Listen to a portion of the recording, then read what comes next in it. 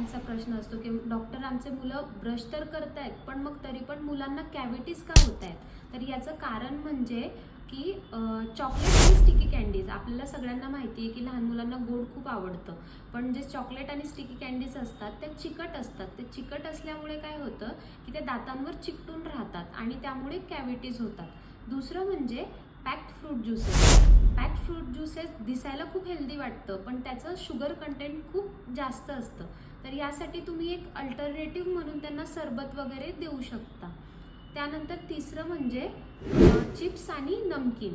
आता चिप्स आणि नमकीन हे शुगरी नाही आहेत, पण तरी पण ते खूप स्टिकी असतात. तर हे स्टिकी असल्यामुळे काय होतं, ते दातांना चिटकून राहतात, पण ते आपल्याला कळून येत नाही किंवा लहान मुलांनाही कळून येत नाही आणि त्यामुळेही कॅव्हिटीज खूप वाढतात.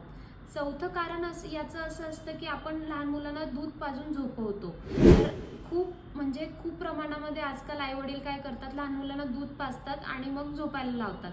पण ते दुधामध्ये असलेलं शुगर ते त्यांच्या तोंडामध्ये रात्रभर तसंच राहतं.